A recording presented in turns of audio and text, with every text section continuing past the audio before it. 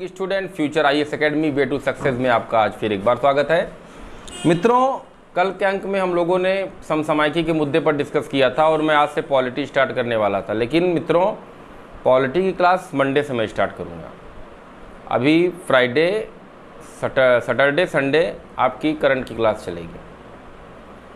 तो मैंने एनालिसिस किया 30 जून 2020 के पेपर को, और उस एनालिसिस में क्या चीज़ें इंपॉर्टेंट आई आपसे बात करना चाहूँगा मैं आज।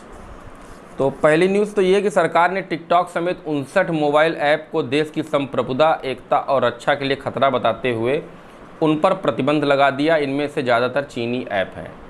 मंत्रालय ने अपने बयान में कहा है कि सूचना प्रौद्योगिकी अधिनियम की धारा 69A के तहत सूचना प्रौद्योगिकी अधिनियम के प्रावधानों के तहत procedure and safeguard for blocking of access of information by public नियम 2009 और खतरों की आकस्मिक प्रकृति को देखते हुए 59 ऐप पर प्रतिबंध लगा दिया गया है। अब आप देखिएगा मोबाइल में शेयरिट, टिकटॉक, यूसी ब्राउज़र, ये सब चीज़ें नहीं चल रही होंगी। अगला पॉइंट है जम्मू कश्मीर का डोडा जिला आतंकवाद से मुक्त हो गया है। ये दूसरा जिला है जो आतंकवाद से मुक्त हुआ है। पहला जिला था त्राल नाम था, त्राल जिला था जो आतंकवाद से मुक्त हुआ था। अगला है दिल्ली में कोरोना संक्रमण के मरीजों को बचाने के लिए प्लाज्मा बैंक बनाया जा रहा है। मुख्यमंत्री अरविंद केजरीवाल ने कहा कि यह bank ICBC institute of liver and biliary sciences अस्पताल में तैयार होगा। यह देश का पहला प्लाज्मा बैंक होगा। अब प्लाज्मा बैंक क्या होता है इसके बारे में आप लोग मुझे टिप्पणी करके बताइएगा। भारतीय प्रौद्योगिकी संस्थान आईआईटी गांधीनगर के अनुसंधानकर्ताओं ने छाती के एक्सरे से कोरोना का पता लगाने के लिए कृत्रिम बुद्धिमत्ता AI आधारित एक उपकरण विकसित किया है। इसका परीक्षण भारतीय जनस्वास्थ्य संस्थान IIPH में किया जा रहा है। ये हो गया। अगला पॉइंट, इस साल गोवर्धन में लगने वाली पारंपरिक मुड़िया पूर्णिमा मेले का आयोजन नहीं किया जाएगा। मुड़िया पूर्णिमा मेला का आयोजन वृंदावन में होता था, जो अब की बार नहीं किया जाएगा। यूपी में दूसरे प्रदेशों से लौटे प्रवासी कामगारों की ज़्यादा संख्या 31 जिलों में है। उन्हें रोजगार मुहैया कराने के लिए केंद्र सरकार की गरीब कल्याण रोजगार योजना की तर्ज पर योगी सरकार ने आत्मनिर्भर यूपी अभियान के रूप में अनूठी पहल की है। इसमें राज्य सरकार के साथ ही उद्योग जगत व अन्य संस्था भाग लेंगी। और अगला न्यूज़ है चीन में उइगर व अल्पसंख्यकों पर सख्त जनसंख्या नियंत्रण लागू कर दिया गया है। मुस्लिम आबादी पर अंकुश लगाने के लिए अपने अभियान के तहत उइगर व अन्य अल्पसंख्यकों के बीच जन्म दर को घटाने के लिए सख्त से सख्त कदम उठा रही है, जबकि वह देश के हान बहुसंख्यकों को अधिक बच्चे पैदा करने के लिए प्रोत्साहित कर रही है। तो उइगर जो अल्पसंख्यक मुस्लिम हैं चाइना में, उनका क्या रोल है इस वक्त, चाइना में क्या प्रॉब्लम चल रही है, और हान को ज़्यादा तक कहा जा रहा है कि बच्चे पैदा करें आप लोग। तो इसके पीछे क्या मकसद है चाइना का, इसके बारे में थोड़ा आप लोग डिटेल में, मैंने बार बार कहा है कि भारत चीन बहुत ज़्यादा इम्पॉर्टेंट मुद्दा है, जो यूपीएससी यूपीपीएससी के लिए बहुत ज़्यादा महत्वपूर्ण है। आना ज़रूर है मेंस में, तो कम से कम इसमें क्वेश्चन मिलना है। ये जान के चलिए कि ब्रह्मास्त्र है, ये क्वेश्चन आना है, इससे आप बच नहीं सकते। भारत चीन का ध्रुवीकरण चल रहा है मौके पर। सीमा विवाद हर दिन हो रहा है, हर दिन वार्तालाप हो रहा है। इसके बारे में मैं डिटेल वीडियो बनाऊंगा, लेकिन अभी आप लोग ज़्यादा से ज़्यादा आप लोग मुझे कोशिश करिए, ज़्यादा से ज़्यादा आप लोग मुझे इसके बारे में बताएं। मित्रों आज मैं बात करूंगा ऑनलाइन शिक्षण का वायदाकारी भविष्य। तो आइए देर न करते हुए समसामयिकी के इस ऑडिटोरियल को पढ़ते हैं। शिक्षा जीवन का एक सर्वाधिक महत्वपूर्ण स्तंभ है। इसके बिना लोगों का जीवन निर्धनता तथा पिछड़ेपन के दुष्चक्र में फंस जाता है। किंतु कोविड-19 महामारी के प्रसार को रोकने के प्रयास में विश्व भर की शिक्षा व्यवस्था बुरी तरह प्रभावित हुई है, जिसमें स्कूल, विश्वविद्यालय और कॉलेज लगभग बंद से ही पड़े हैं। जब देश स्तर पर लॉकडाउन की घोषणा हुई थी तो शिक्षा क्षेत्र के लिए वह एक महत्वपूर्ण समय था, क्योंकि इसी समय बोर्ड परीक्षाएं, नर्सरी स्कूलों में प्रवेश, विभिन्न विश्वविद्यालयों में प्रवेश परीक्षाएं और प्रतिस्पर्धी परीक्षाएं आदि संपन्न की जानी थीं। लॉकडाउन के 3 माह के पश्चात से ही यह गतिरोध जारी है, किंतु कोई विकल्प न होने पर भी शिक्षा कार्य आवश्यक होने के कारण पहली बार स्कूल, कॉलेज तथा विश्वविद्यालयों में ऑनलाइन शिक्षण की विधि अपनाई गई, जिसमें से अनेक पहली बार ऑनलाइन प्लेटफॉर्म का उपयोग कर रहे हैं। दूसरी ओर सरकारी शिक्षण संस्थान ई लर्निंग सुविधा के अभाव के कारण लगभग पूरी तरह बंद हो चुके हैं। Animation assessment tool, enhancement case study collection development tool, drill तथा practice, e portfolio, hybrid blended course, illustration, graphic learning, object repository online course, module, open text book, presentation, quiz test, reference material, simulation, social networking tool, tutorial और workshop तथा प्रशिक्षण सामग्री सहित अनेक शिक्षण संस्थानों के माध्यम से K-12 कॉलेजों तथा विश्वविद्यालयों के लिए ऑनलाइन शिक्षण उपलब्ध है।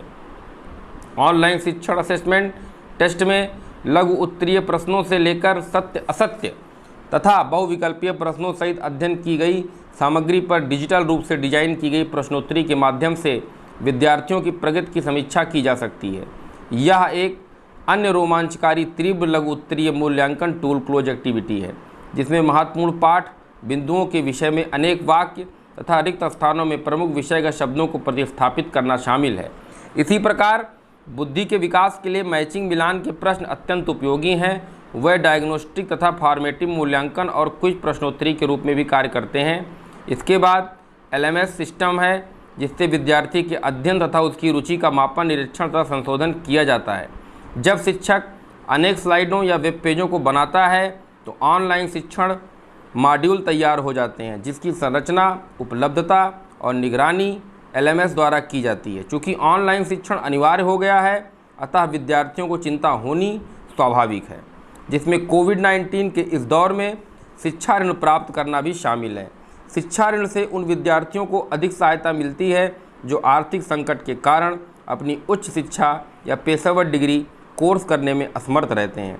समस्या यह है कि विदेशी विश्वविद्यालयों के कोर्स भारतीय शिक्षा संस्थानों की तुलना में महंगे हैं, अतः विदेशी शिक्षा हेतु ऋण की राशि अधिक वांछनीय होती है। वर्तमान में कोविड-19 महामारी के कारण बाजार में मंदी होने की वजह से ऋणदाता ऋण देने में संकोच कर रहे हैं, क्योंकि वर्तमान समय में रोजगार पर प्रश्न चिन्ह लगा हुआ है। वर्तमान अनेक IIT और IIM स्नातकों का रोजगार या तो लंबित है या निरस्त कर दिया गया है, जो कि पहले कभी नहीं हुआ था। इसीलिए शिक्षा ऋण प्राप्त करने से पूर्व अपनी आवश्यकताओं का आकलन करना उचित रहेगा। अंत में यह कहा जा सकता है, यद्यपि इस महामारी ने हमारी शिक्षा व्यवस्था को छिन्न भिन्न कर दिया है, किंतु इसने देश में ऑनलाइन शिक्षण या डिजिटल शिक्षा के अध्ययन में उन्नयन में उत्प्रेरक का कार्य किया है, जो कि पहले कुछ विद्यार्थियों के लिए सुलभ भी नहीं थी। स्कूलों, कॉलेजों तथा विश्वविद्यालयों को अपनी अवसंरचना के उन्नयन के लिए इसे एक अवसर के रूप में लेना चाहिए, जिसमें ई-शिक्षण प्रथम स्तर के लाभों का अनुभव करने के पश्चात उनके नवीन मानदंड का एक अंग होता है। मित्रों, ऑनलाइन शिक्षण वर्तमान में कोविड-19 की वजह से ऑनलाइन शिक्षण चल रहा है। विश्वविद्यालयों में, कॉलेजों में, संस्थानों में, कोचिंगों में ऑनलाइन क्लासेस की व्यवस्था की जा रही है। मित्रों, ऑनलाइन क्लास बच्चे घर पे बैठ के पढ़ रहे हैं, लेकिन इसका नकारात्मक प्रभाव भी बच्चों पर पड़ रहा है। मैंने किसी एडिटोरियल में पढ़ा था कि उनके स्वभाव में एक चिड़चिड़ापन आ जा रहा है, और ज़्यादातर बच्चे जिनके लिए मोबाइल अभी से यूज करना, लैपटॉप यूज करना हानिकारक माना जाता है, मेरी तरफ से मैं ऐसा मानता हूँ। बहुत ज़्यादा कम्युनिकेशन सिस्टम से बच्चों को दूर रखा जाना चाहिए। टेक्नोलॉजी से बच्चों को बहुत ज़्यादा जोड़ना तो चाहिए, लेकिन मोबाइल में बच्चे पढ़ाई कम, गेम ज़्यादा खेलते हैं। तो मौके पर जो वर्तमान स्थिति बन रही है ऑनलाइन क्लास में और ऑफलाइन क्लास में बच्चे आपस में मिलते हैं, एक दूसरे से रूबरू होते हैं, आपस में कंपटीशन का एक माहौल डेवलप होता है, जो कि ऑनलाइन में नहीं हो पाता है। लेकिन ऑनलाइन शिक्षण इसलिए ज़रूरी है क्योंकि कोविड-19 महामारी फैल चुकी है, पूरे विश्व में फैल चुकी है, पूरे भारत में अपनी जड़ों को जमा चुकी है। तो हम ये भी नहीं कह सकते कि ऑफलाइन क्लास आप स्टार्ट करिए और बच्चों को पढ़ाया जाए, ऐसा नहीं हो सकता। तब तक नहीं हो सकता जब तक सरकार एक रोस्टर जारी करके कोचिंगों को, संस्थानों को, विद्यालयों को एक दिशा निर्देश नहीं देती है, तब तक विद्यालय, संस्थान, कोचिंग ऑनलाइन ही चलेंगे। तो आप लोग एक UPSC और PSC का मैं मेंस का क्वेश्चन बोल रहा हूँ कि ऑनलाइन शिक्षण व्यवस्था का ऑफलाइन शिक्षण व्यवस्था से तारतम्यता आप लगाइए कि दोनों की व्यवस्थाओं में क्या अंतर देखने को मिल रहा है और इन दोनों के पहलुओं पर नकारात्मक एवं सकारात्मक क्या प्रभाव पड़ रहा है, इसकी व्याख्या करिए और 200 शब्दों में लिखकर मेरे 8299033374 नंबर पर भेजिए और व्हाट्सएप पे कमेंट करिए। मैं देख रहा हूँ आए दिन मैं मेहनत कर रहा हूँ, लेकिन बच्चों का जो रुझान है वो संस्थान के प्रति कम हो रहा है। संस्थान के प्रति रुझान कम क्यों हो रहा है? जब मैं मेहनत कर रहा हूँ तो आप लोग का रुझान भी संस्थान के प्रति सकारात्मक होना चाहिए। यदि आपका रुझान सकारात्मक नहीं होगा तो मैं कब तक वीडियो बनाता रहूँगा, कब तक आप लोगों से अपील करता रहूँगा कि आप लोग सब्सक्राइब करिए, शेयर करिए, लाइक करिए, कब तक मैं करता रहूँगा? ताली हमेशा एक हाथ से बजती है, दोनों हाथ से। आप बुद्धिमान हैं, आप बुद्धिमत्ता के सागर हैं, तो आपको पता होना चाहिए कि ताली दोनों हाथ से बजती है। यदि आप अच्छा कमेंट और अच्छी चीज़ें हम तक नहीं पहुंचाएंगे तो एक समय ऐसा आएगा कि मैं भी बिना मन के ऑनलाइन आऊँगा और पढ़ा के चला जाऊँगा, जिसका लाभ फिर आपको नहीं मिलने वाला है। मुझे आपसे चीज़ें चाहिए, अगर आप मुझे देंगे तभी मैं आपको दूंगा, क्योंकि मैंने आपको उदाहरण दिया था कि वस्तु विनिमय प्रणाली के आधार पर ज्ञान का आदान प्रदान किया जाएगा। यदि आप मुझे लाइक, शेयर, सब्सक्राइब आप मेरा बढ़ाएंगे तो मैं आए दिन ऐसा वीडियो बनाऊंगा, ऐसी क्लास लूँगा यूपीएससी और पीएससी और वन डे बच्चों के लिए कि उनको कहीं जाने की ज़रूरत नहीं है, फ्री ऑफ कास्ट वो घर पे बैठ के पढ़ेंगे। मैंने कोई फ़ीस अभी तक चार्ज नहीं की है अपने किसी भी चैनल, किसी वीडियो के लिए। जो वादा मैंने किया है, जो प्रॉमिस मैंने किया है, मैं हर दिन ऑनलाइन आऊँगा, मैं हर दिन ऑनलाइन आ रहा हूँ। चाहे मैं लखनऊ हूँ, चाहे मैं सुल्तानपुर हूँ, चाहे मैं अकबरपुर में बैठा हूँ, लेकिन मैं हर दिन ऑनलाइन आता हूँ, हर दिन। आप लोग अपने दिमाग से सोचिए, किसी भी दिन का वीडियो गैप नहीं होता है। चाहे मैं 5 क्वेश्चन ही दे के चला जाऊँ, चाहे अपनी मजबूरी में आपको बताऊँ, लेकिन जो रेगुलरिटी मैं अपनी तरफ से प्रतिस्थापित करने का प्रयास कर रहा हूँ वो आप लोग नहीं कर रहे हैं। इसका मुझे बहुत खेद और दुख है। मैं उन बच्चों की भावनाओं का कद्र करता हूँ जो मेरे से जुड़े हुए हैं, जो मेरी वीडियो पर हर दिन देख रहे हैं, और मैं उनके उज्जवल भविष्य की कामना करता हूँ। जो वीडियो देख रहे हैं उनकी भी भविष्य की कामना करता हूँ, जो नहीं देख रहे हैं उनकी भविष्य की भी कामना करता हूँ। लेकिन आप लोग ज़्यादा से ज़्यादा चैनल को शेयर करिए, सब्सक्राइब करिए, लाइक करिए। आपसे मेरा विनम्र निवेदन है। इसी शब्दों के साथ मैं आज का ये वीडियो ही समाप्त कर रहा हूँ।